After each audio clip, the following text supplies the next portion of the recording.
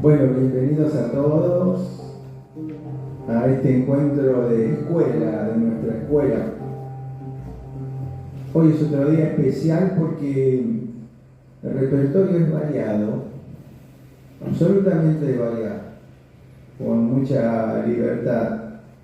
Y bueno, nos encontramos con compañeros más nuevos, con compañeros que hace tiempo que están en la escuela, y con el que seguirán dando vueltas y vueltas y vueltas. Tenemos todo el año para hacer funciones acá. Hasta noviembre tenemos fechas contratadas. Y en otros lugares, por supuesto. Así que es un placer presentar hoy a Laura, a Paula, a Cecilia, a Dieguito y a Juan, que son 5 formidables y hermosos compañeros que nos hacen el aguante y que siempre están dispuestos para compartir con nosotros, para ayudarnos. Así que muchas gracias a todos. Los voy a dejar con Laura.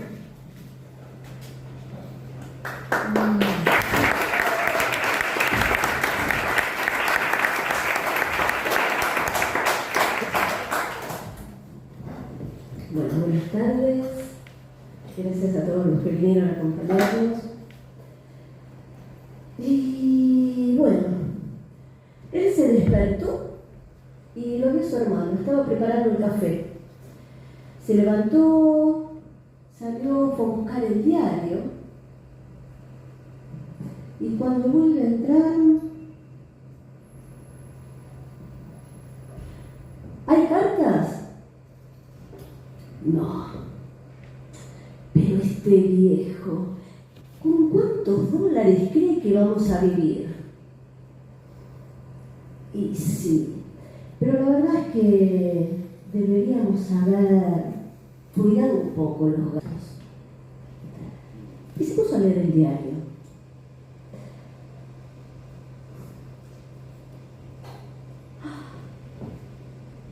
Pero mirá este cara dura, mirá lo que está escribiendo. Escucha, es la columna, ¿viste? De este que hace las sociales y habla de los que hace chismes. Y se metió con un banquero, con un gran banquero. Y dice que hace 3 noches está saliendo con una mujer reconocida. Lo peor de esto, ¿sabés qué es, hermano? Que el hombre está casado, la mujer está en la casa, enferma, causal de divorcio. Le doy una piña en la nariz. No puede.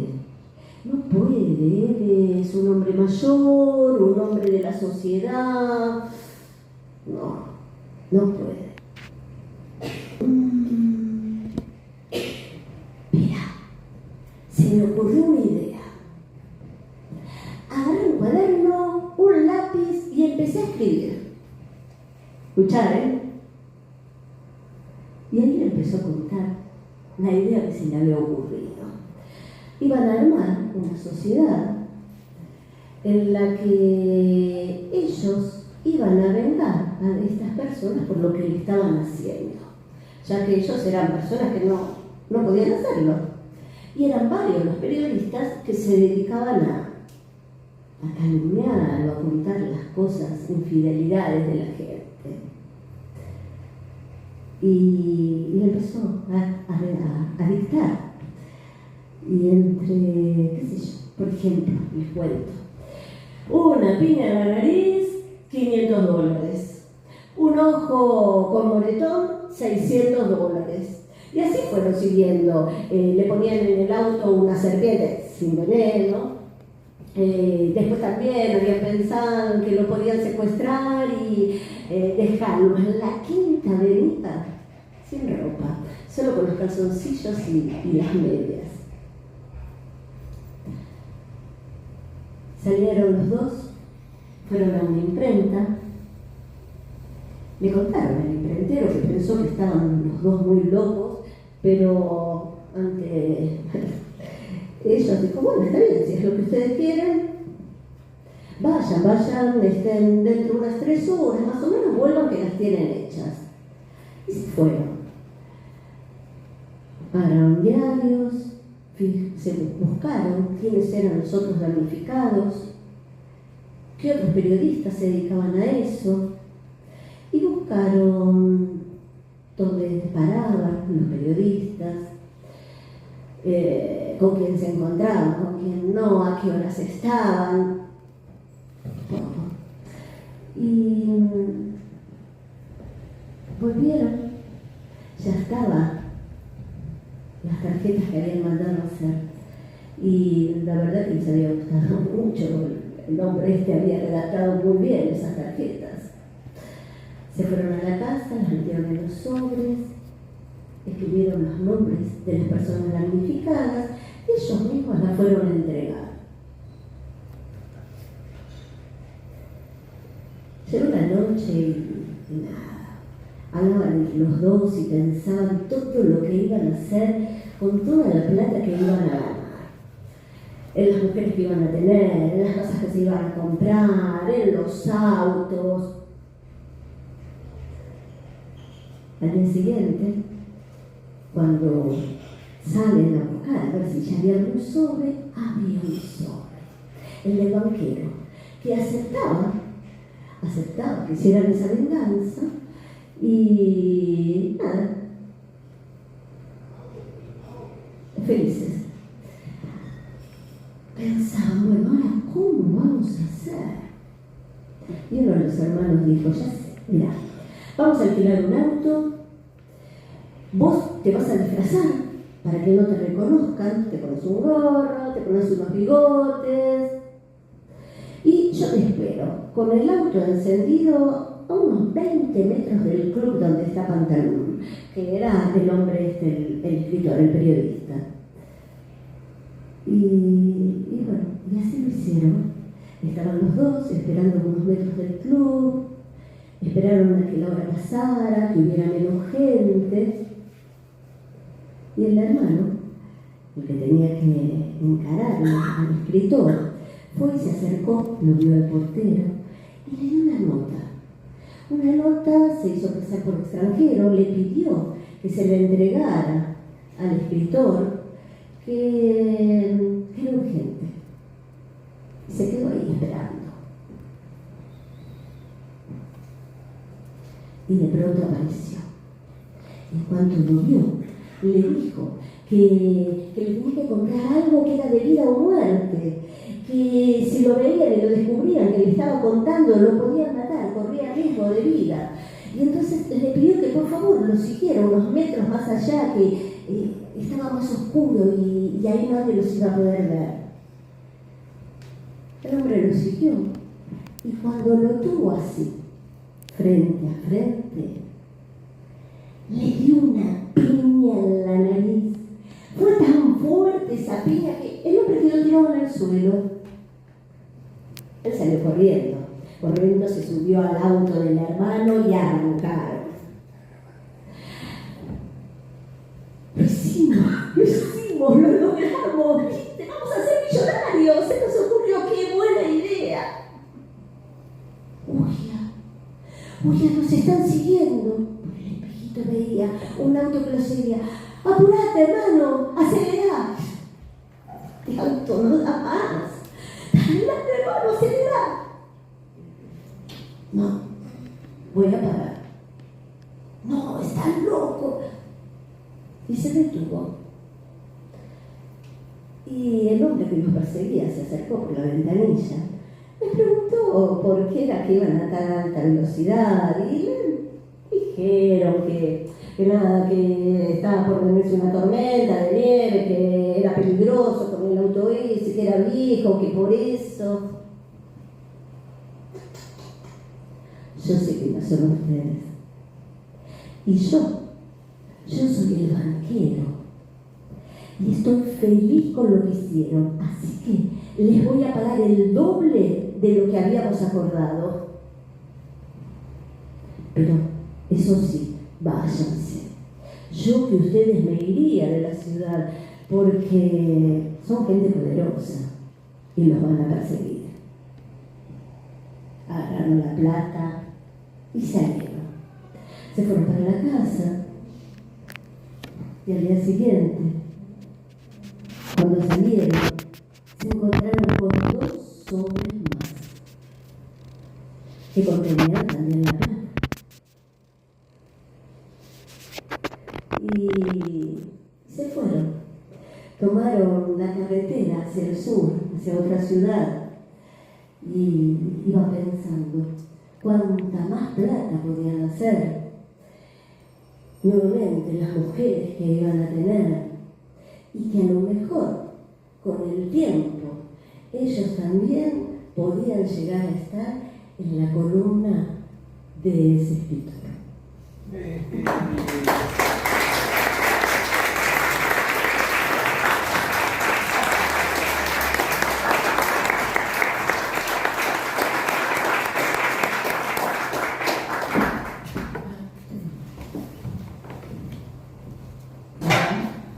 Buenas tardes.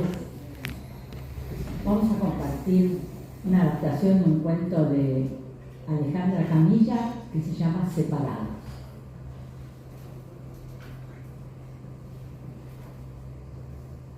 Ella miraba la foto. Ahí veía a su madre con una gorra de lana, un saco oscuro.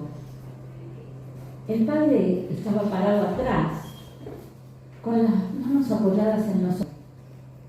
Y ella, envuelta en mantas, en los brazos de la madre, que parecía que la quería sacar de la foto. Nunca entendió esa foto. Al poco tiempo de sacarla, los padres se divorciaron. Y ella vivió en 2 casas. Iba de la casa del padre a lo de la madre, 8 cuadras caminando. Llevaba comida, traía un mueble, llevaba ropa planchada, traía la plancha arreglada. En el colegio le decían que todos sus problemas radicaban en que era hija de padres separados. Ella no entendía por qué. Porque al final, sí, los padres no se hablaban, pero tampoco se peleaban. Y su educación fue así. Cada uno le dio cosas distintas. El padre y la madre eran italianos. Él del sur, la madre del norte. Él era peronista, la madre gorila y piadosa. Con la madre, ella aprendió modales y a comer comida casera.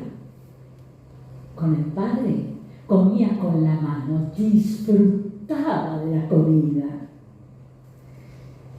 Así era su vida. Y pasó el tiempo. Y sus padres pasaron años sin verse. Hasta que falleció la abuela, la madre de la madre. Los padres se encontraron en el velorio. No se hablaron. Al poco tiempo murió el abuelo. No pudo aguantar vivir sin su compañera de toda la vida. Nuevamente sus padres se encontraron. Esa vez, él se dio cuenta de que la madre no andaba del todo bien. No reconocía, miraba raro. Y al día siguiente, cuando ella lo fue a visitar, le preguntó por la salud de la madre. Fami sapere, haceme saber cómo anda. Vendieron la casa de los abuelos y con eso pudieron ampliar la cocina de la casa en la que vivían. Para la madre fue un sueño. Mejoró cocinando en esa enorme cocina donde ella se reunía con sus compañeros de la facultad. Claro, a ellos les encantaba esa cocina grande, con olorcitos, porque les hacía acordar a sus casas en el interior. Pasó el tiempo y ella consiguió un trabajo. Ella estudiaba publicidad y tuvo que hacer una campaña publicitaria de unos calditos, unos cubitos de caldo. Se la quiso mostrar a la madre. Bellísima, ma pobre la mujer que tenga que comer de esa comida.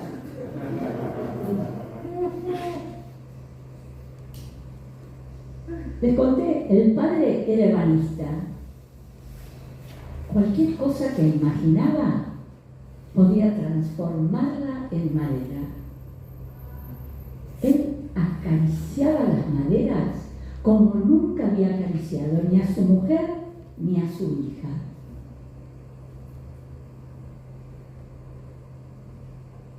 Llegó un momento en el que la madre no andaba nada bien. Ella se dio cuenta porque los ravioles se deshacían, el relleno flotaba en la cacerola. Una vez hasta lo tuvo que tirar antes de llevárselo al padre. Así que ella, que ya se había ido a vivir sola, lo pensó bien. A Pablo no le gustó para nada la noticia, pero ella decidió comprar un departamento más grande y llevarse a la madre a vivir con ella. Ahí el esquema fue distinto. Compraban comida afuera, miraban una televisión en colores que el padre hacía unos años había comprado. Esa vez ella tuvo que llevar en una carretilla esa televisión en su casa y esa vez la madre no la quiso devolver, como había hecho antes con un perro, porque no, el perrito había nacido en el taller del padre y la madre no quiso saber nada por la mugre. Bueno, la televisión le gustaba y además ella había comprado un gatito para la madre que le pusieron Dante. Así que la madre se pasaba acariciando a Dante y mirando películas en la tele. Fue tremendo cuando se enteró que a su papá le diagnosticaron Parkinson. Parkinson en las manos. Esas manos que, como les dije, acariciaban las maderas, no respondían más a lo que su cerebro ordenaba. Se puso además muy gruñón, cara fruncida todo el día, de mal humor. Hasta, ¿saben?, prendía las máquinas del taller a mitad de la madrugada. Los vecinos le hicieron una denuncia. Y claro, atrás de la denuncia vino el cierre del taller. Y al poco tiempo llegó una denuncia judicial. Para poder hacer frente a los abogados y demás que hubo que contratar, vendieron la casa. El padre se mudó al taller entre aserrín, todos los perros, porque él no barría nunca, era una mugre eso. No podía vivir ahí.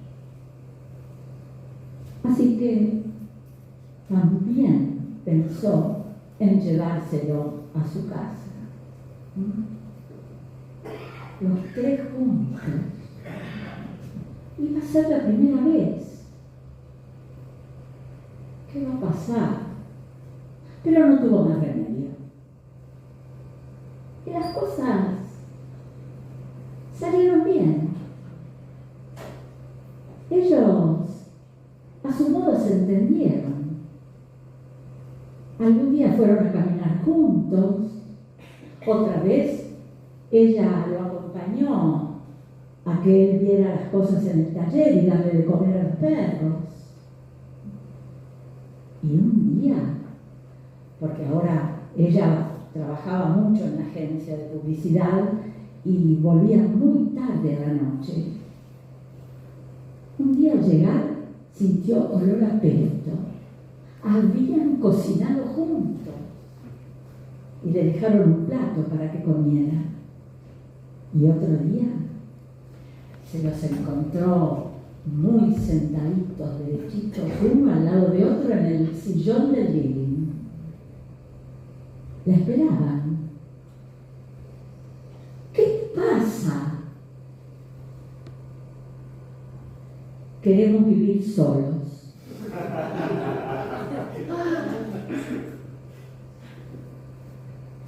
Ahora ella vive en un hotel. Y los padres se casaron. La mamá se puso ese vestido blanco de encaje con manos blancas largas y él con su saco blanco impecable. Ella le dio el ramo de flores, el ramo de la novia, y los tres juntos, ella con el ramito en la mano, se sacaron una foto. Los padres no reían. Y mirando esa foto, ella buscó en la biblioteca ese libro gordo con el lomo muy gastado. Lo abrió. Buscó la otra foto. Puso esta al lado. Cerró el libro. Completó el álbum.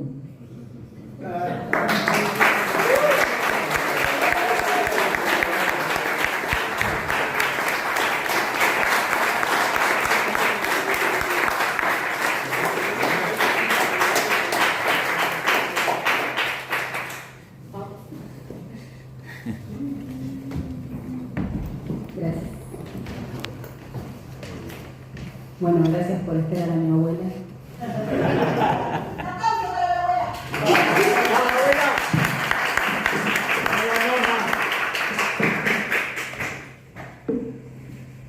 Ahí me escuchan bien. Genial, qué suerte, porque en realidad al que no escucharon fue a Apple Disc. Era un cartero, más que un civil, menos que un empleado en la compañía que hoy se encontraba en el último refugio con bomba atómica. Si hubiese sido un empleado, el arma que llevaba colgada en la cintura hubiese sido propia, pero no lo era. Pánico, lo voy a saber. Pánico le daba entrar y caminar la milla y media que llevaba desde un búnker al otro, con la correspondencia casi inútil, para que un supervisor le dijera al otro lo lindo que se veía. Sin embargo, no le quedaba más remedio y arrancó. Seguro, firme. Bueno, no tan seguro, y el paso un poco menos firme, sobre todo porque al pasar por el barranco escuchó un ruido. Así que por las dudas miró de reojo y quiso acelerar, pero ese de ojo no era humano. Y él quería avanzar, pero la curiosidad le pudo más. Entonces quiso acercarse un poco y hacia allá fue. Se cayó. Cuando se levantó frente a él tenía la mitad de un robot, de esos de la guerra, que ya no quedaban. 10.000 años habían pasado. El último de su especie. No, estaba loco, totalmente loco, así que se apuró a subir el barranco y sin embargo lo escuchó moverse de vuelta y no le dieron las patas para llegar. Su reloj marcaba las 3 de la tarde y era las 2:30 tendría que haber entrado, había pasado el toque de queda y lo primero que hicieron fue acorralarlo. 2 supervisores y el director de la compañía. Media hora de retraso es media hora menos de cena. Acepto. Pero me gustaría indagar un poco en la teoría. ¿Qué sabemos de los robots? Usted no tiene rango para hablar de los robots. No tiene rango alguno para meterse en la teoría. Eso le corresponde a sus superiores. Bueno, pero perdí media hora de cena. ¿Quiere explicarnos por qué perdió media hora de cena? No, está bien, está bien. Devolvió el arma y se fue a trabajar. Bueno, a trabajar. Se fue a prenderse un cigarrillo. No fumaba, pero le permitía estar cerca de la sala de máquinas. Y él recordaba haber visto un motor similar al cuerpo que había visto del robot en la máquina del fondo. Así que se acercó. Rápido, se lo guardó, salió. Cuando el toque de queda final había sonado, decidió escabullirse y salir. Caminó rápido, a paso firme, y fue a buscar las preguntas que no tenía. Se encontró con el robot cara a cara y le dijo: ¿qué sabes vos de las guerras de robots? El robot le contestó que antaño él había sido uno de los fundadores de las máquinas. Era un operario, se diría, que coordinaba la creación sistémica de los distintos robots que se iban a utilizar para la guerra. ¡Ay, un montón! Se apresuró a arreglarlo, pero de mecánica no sabía nada, él era un cartero. Por suerte el robot podía, porque de todos los robots del mundo le tocó el que se arregla solo. Así que, mientras el robot se arreglaba, él siguió indagando y volvió a preguntar: ¿qué pasó? ¿Por qué los robots fueron destruidos? Ah, pues es una historia muy sencilla. En el mundo solo hay 2 tipos de humanos: los moralistas, que tienen un credo, una religión y están en contra de que la humanidad prospere por otros medios que no son propios, y los ociosos, que se quedan descansando y permiten que sea la tecnología la que haga el absoluto y completo trabajo de la humanidad mientras ellos se dedican a las artes. El cartero no sabía qué significaban las artes, pero le encantaba la idea. Así que quiso ayudar y el robot lo frenó. No, yo ahora necesito descansar. Podés venirme a buscar mañana temprano. Yo te prometo que vamos porque hay una fábrica activa. Yo no soy un robot, soy un androide. El robot está en la fábrica. Vamos para allá y te muestro lo que era el mundo antes. ¡Ay, la alegría! 10.000 años había pasado hasta que se había visto un robot por última vez.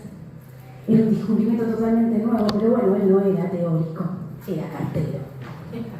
Así que entró por el mismo lugar donde había salido. Quizás un poquito exaltado y no tuvo la delicadeza de no hacer ruido. Había sido acorralado antes, no se imaginan ahora. No estaban los supervisores que él conocía, estaba el director mismo de la compañía, con su séquito de guardaespaldas. Si a él le prestaban un arma, no se imaginan la que tenían ellos encima. ¿Se puede saber a dónde va después del toque de queda? Me estoy viendo con una chica. dudo mucho que se esté viendo con una chica, porque si además es de otra compañía, usted pierde el poco privilegio que tiene. No, yo me estaba viendo con una chica porque yo soy una persona ociosa. Como dijo. No, que si esto fuese como hace 10.000 años, yo sería una persona ociosa y no moralista. El silencio se trasladó a toda la compañía. Ni las moscas se animaron a zumbar por el aire. ¿Qué es eso de los moralistas y los ociosos?, dijo el director. La guerra no fue entre humanos. La guerra fue contra las máquinas que se rebelaron contra nosotros. Y a medida que el director iba hablando y el cartero palidecía, el director lo entendió todo. 3 segundos y medio tardaron en subirlo al auto. Lo deslizaron por el barranco, lo siguieron de cerca, y donde antes estaba el descubrimiento de su vida, un robot o androide de más de 10.000 años, el cartero encontró el fin de la humanidad. Muchas gracias.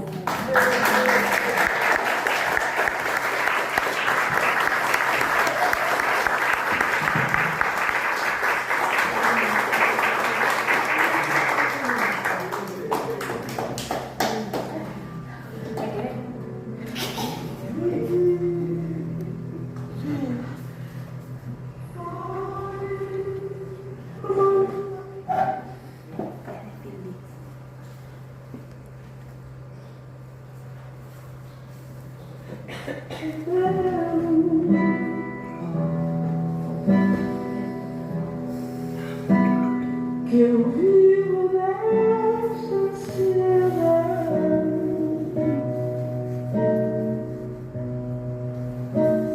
que todos os anos são meus, que é toda a minha saudade, foi-me vontade de ver.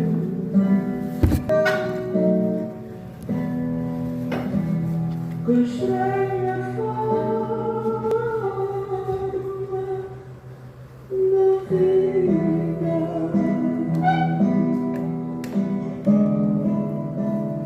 tem este meu coração,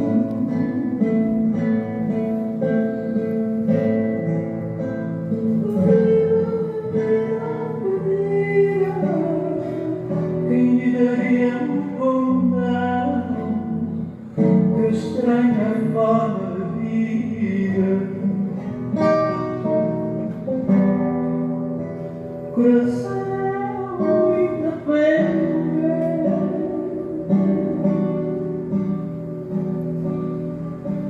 coração que eu não comando,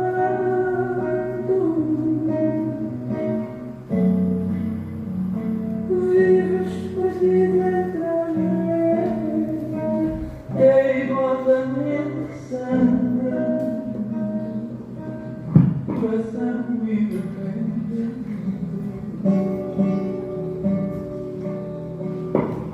Eu não te acompanho mais,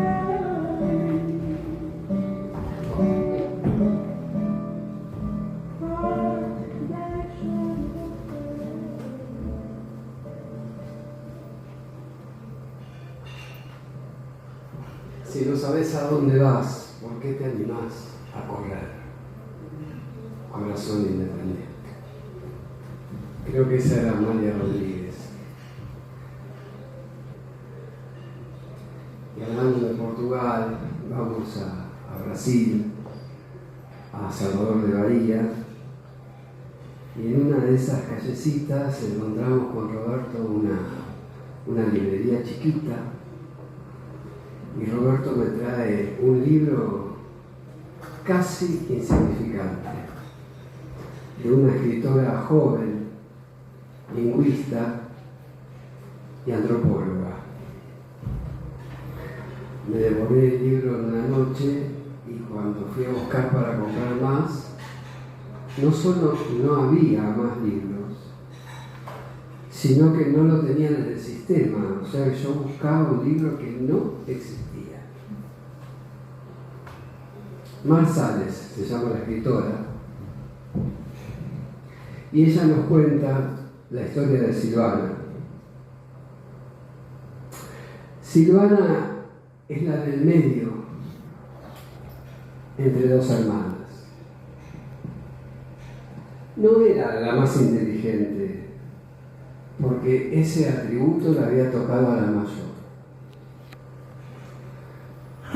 Tampoco era la más linda, porque esa cualidad le pertenecía a la menor. Pero bueno, tampoco se podía decirse que era tan bruta ni tan fea. Silvana corría con el pelotón. Nunca había sido ni tan rebelde ni tan sumisa. No había producido ningún escándalo como su prima Olga, que se casó joven y embarazada. Tampoco como su amiga Cecilia, que había huido con una banda de rock. Ni siquiera fue elegida como representante de la comuna, como la hija de la vecina de frente. Y tampoco se convirtió en una cantante lírica internacional como su amiga Catalina.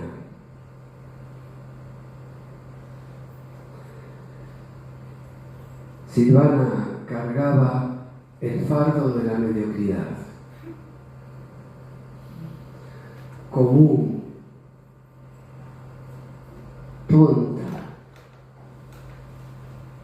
mediocre, trivial.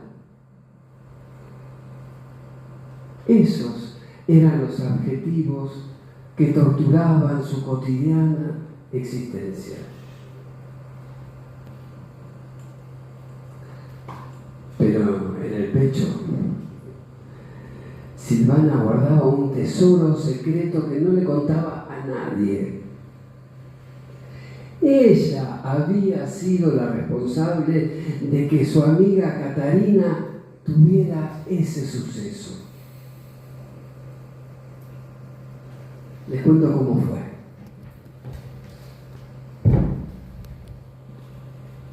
La madre de Silvana era una mujer devota. Entonces, los domingos le escribió que fuera a cantar en el coro de la iglesia. Y ahí Silvana se encontró con gente como ella. Es decir, que ninguno tenía la menor habilidad para el canto. Y un día, a la vera del río con su amiga Catarina, la escuchó cantar. Y se dio cuenta que su amiga sí tenía las cualidades de las que adolecían todos los miembros del coro. Entonces la acompañó a hablar con el regente de la iglesia, que la escuchó. El regente de la iglesia tomó a Catarina, la llevó con el cura párroco, y el cura párroco, al darse cuenta, arregló todo para que a Catarina le dieran una beca en la capitanía. Fue tal el vendaval de los preparativos que las dos amigas ni siquiera tuvieron tiempo de despedirse. Silvana lamentaba eso. 10 años. 10 años pasaron sin el menor contacto. Hasta que llegó la fiesta patronal del pueblo. Era la fiesta más importante del año, más alegre. ¿Y qué se anunció? que la gran Catarina volvería a su pueblo natal para celebrar con ellos. Y, como era el pueblo que la vio nacer, ofrecería en la plaza principal un recital. La gente estaba contenta, pero Silvana estaba que se salía de la vaina. Se iba a dormir todas las noches y todas las noches soñaba a su amiga cantándole en el escenario de la plaza. Y el público aplaudiendo, y de pronto su amiga la reconocía en la multitud.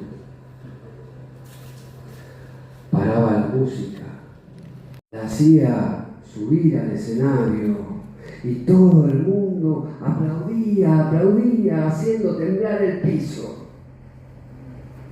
Y en ese momento le serían reconocidas a Silvana dos cualidades. Primero, la generosidad con su amiga Silvana. Y segundo, la sensibilidad que tenía para reconocer el arte hasta en su estado más bruto. Y finalmente, llega el día. Catarina es homenajeada y llevada a distintos lugares, seguida por el público y la gente de seguridad. Por donde pasaba la muchedumbre se abría como el mar rojo ante Moisés.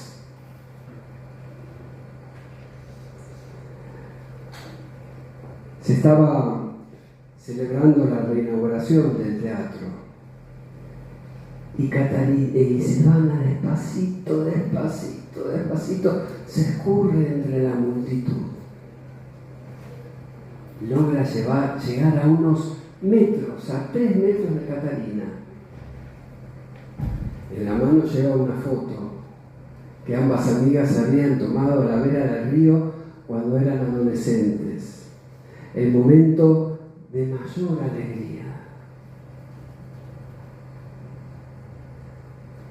Catarina la ve, se da cuenta que Silvana quiere pasar, la mira y le hace una seña a los de seguridad. Silvana, por fin había llegado el momento para ella. Seguro que su amiga iba a suspender todas sus actividades para estar con ella. Se acerca con la foto en la mano. Ella y la diva se miran cara a cara.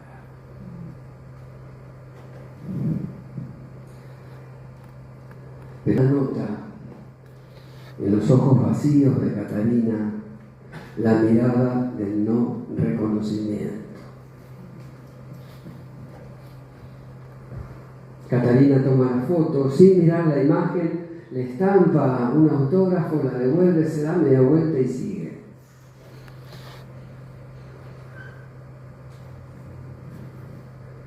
Catarina se queda tiesa, débil, sin poder volver a la posición anterior. La muchedumbre pasa, la empuja,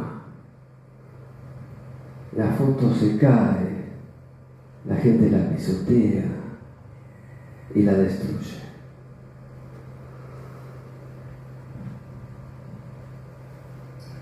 De todas formas, decidió quedarse al show porque a lo mejor podía suceder que su amiga la reconociera.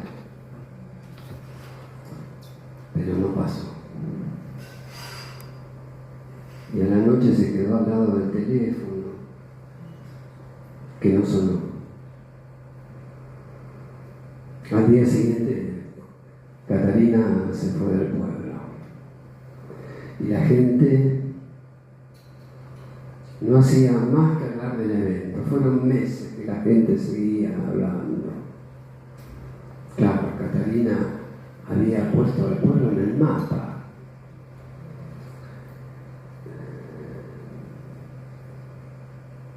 Y fue un domingo que Silvana subió hasta el último peldaño de la torre de la catedral.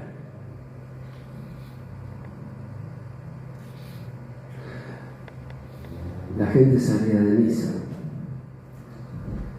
Silvana se paró en la ventana y de a una fue tirando sus prendas, como si fueran regalos conmemorativos, hasta quedar completamente desnuda. Frenéticamente comienza a sacarse selfies con su público ahí abajo, y tan concentrada estaba en documentar la escena que se resbaló, cayó y murió.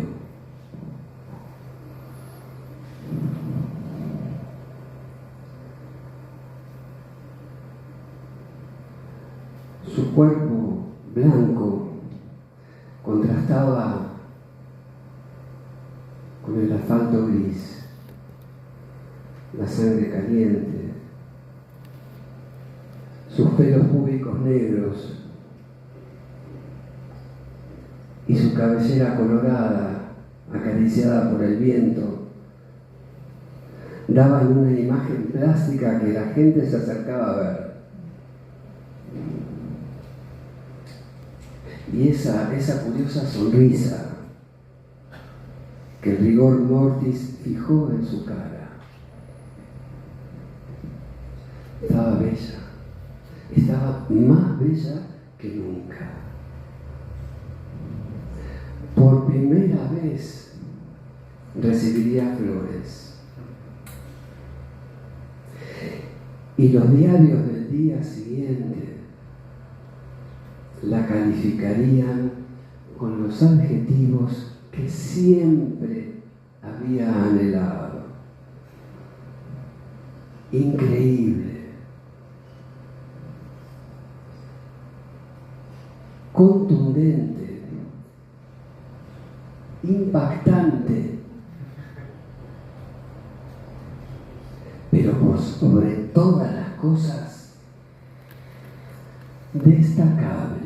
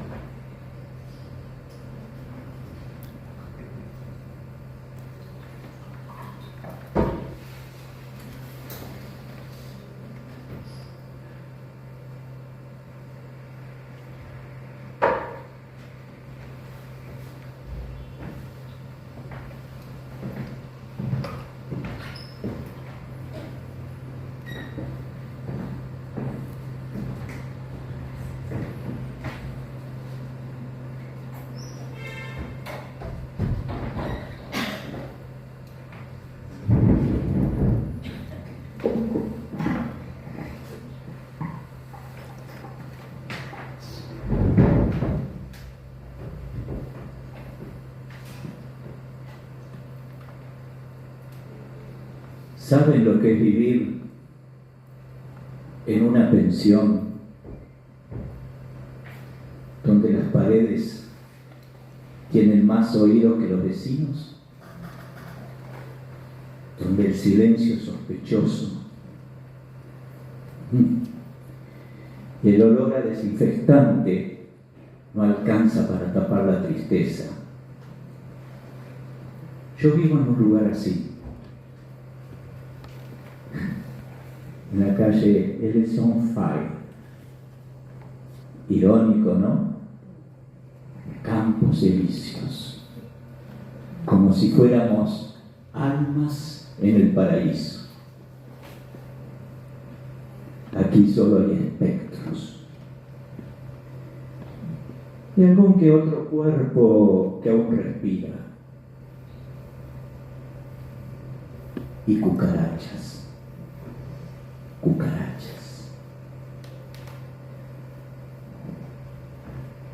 Pero entre todos nosotros hay una reina, o al menos ella dice que lo es, la marquesa de la Rocha.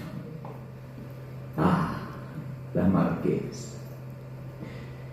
Imagínenla con un vestido de seda pasado de moda, un perfume dulzón, mezcla con talco y humedad, y esa voz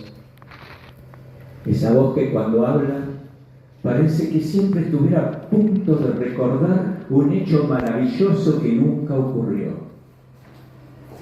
Camina como si la siguiera un séquito de admiradores invisibles. Cuando ella entra al vestíbulo, el mundo cambia por un instante.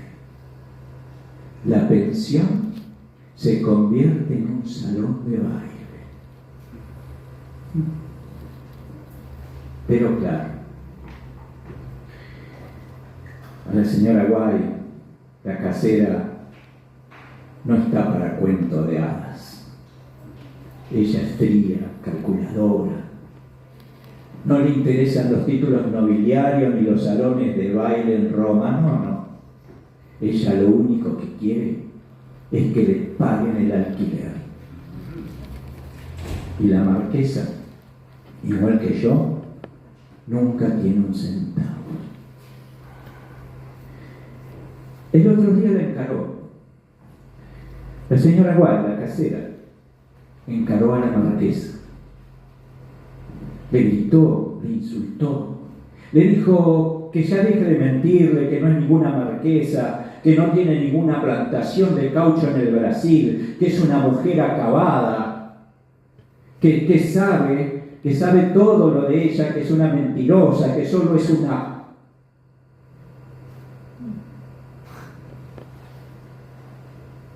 que sabe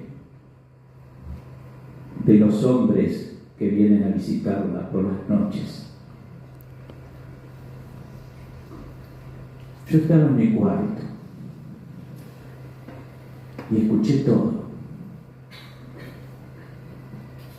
y me ardió. No sé por qué, pero me ardió. Salí de mi cuarto tambaleándome y no por el alcohol, no. De rabia. Me puse entre medio de las dos y le dije: deje en paz a esta mujer. ¿Qué hay si no tiene una plantación de caucho en el Brasil? ¿Quién es usted para romper tan hermoso sueño? La señora Guay me miró, creo que con odio.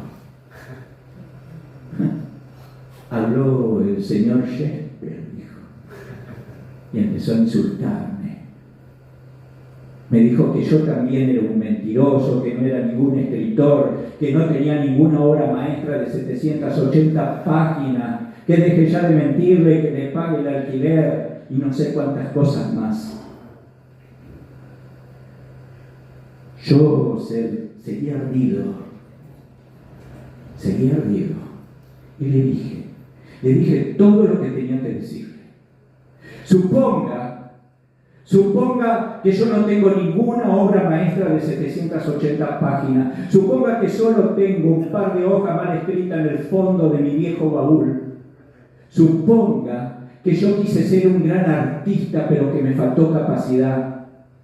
Suponga que todo esto es cierto y que yo, dando traspiés de bar en bar, de copa en copa, hasta caer finalmente tirado en el colchón infectado de piojo de este burdel, suponga que yo, para hacer soportable esta pesadilla, la disfrazo la sublimo, con sueños, con fantasías. ¿Qué satisfacción puede procurarle a usted, mi buena mujer, decir que todo esto es mentira? Mire, señora White, no hay peor mentira que la que mete en la boca la mano nudosa de la necesidad. Así que yo soy un farsante, sí, pero su mundo está construido sobre una mentira. Todo su mundo es una mentira, son todas mentiras, mentiras, mentiras, mentiras. ¿Y sabe qué? Ahora estoy cansado. No tengo nada más para decir. No tengo dinero para pagarle. Así que váyase, váyase, fuera, fuera, fuera. Todo le pude decir, todo. La marquesa me miró y juro por todo lo que nunca he escrito que en ese instante sí era una marquesa. No porque tuviera un título o una herencia, no. Tenía dignidad, tenía una historia, real o no, ¿qué importa? Miren, yo también soy un farsante. Me llamo a mí mismo escritor, pero apenas he podido escribir unas pocas hojas. Mis ideas nadan en alcohol barato. Yo he vendido poemas por cigarrillo. Me he quedado dormido sobre frases sin terminar. ¿Y saben qué?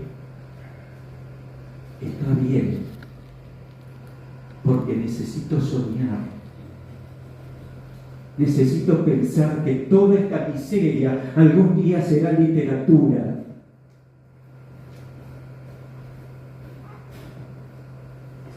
La marquesa y yo somos de la misma especie. Los que soñamos, los que mentimos para no morir,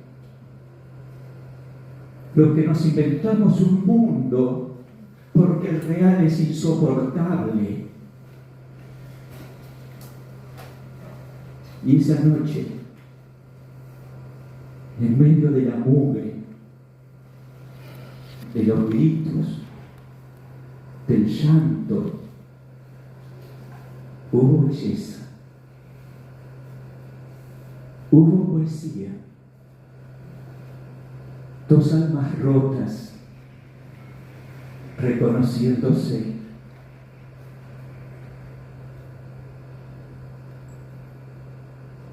La marquesa me agradeció. No había nada de qué agradecer. Me preguntó mi nombre. Chekhov. Anton Pavlovich Chekhov. Y la casera, la señora Guay, yo la vi. Cuando volví a mi cuarto, la vi. Estaba llorando. Ella también lloró.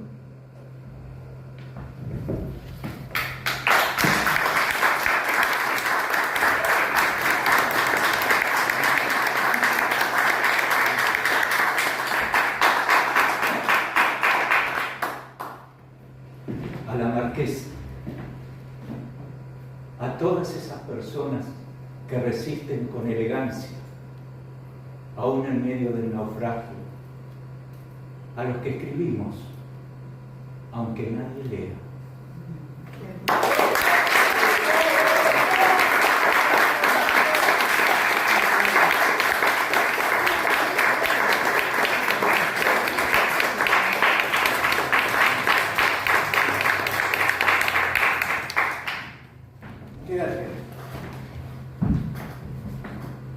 ¿Qué pieza es?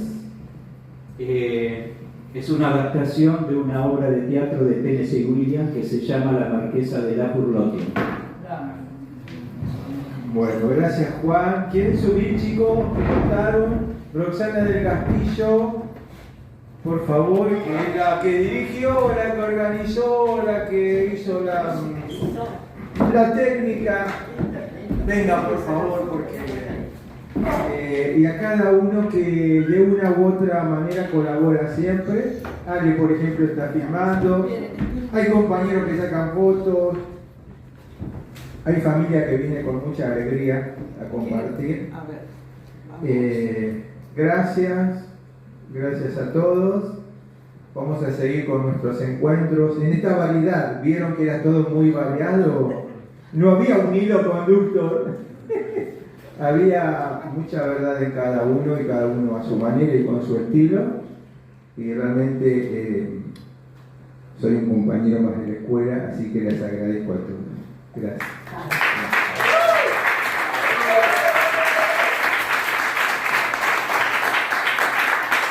Gracias a todos, la verdad que conmovida porque cada vez que hacemos estos encuentros decimos se llena. Y los compañeros son toda gente querida y son toda gente que apoya a su familia, nos apoya a nosotros y apoyamos a la nación, que es aquello que amamos. Pero para poder seguir narrando, a la salida hay dos pequeñas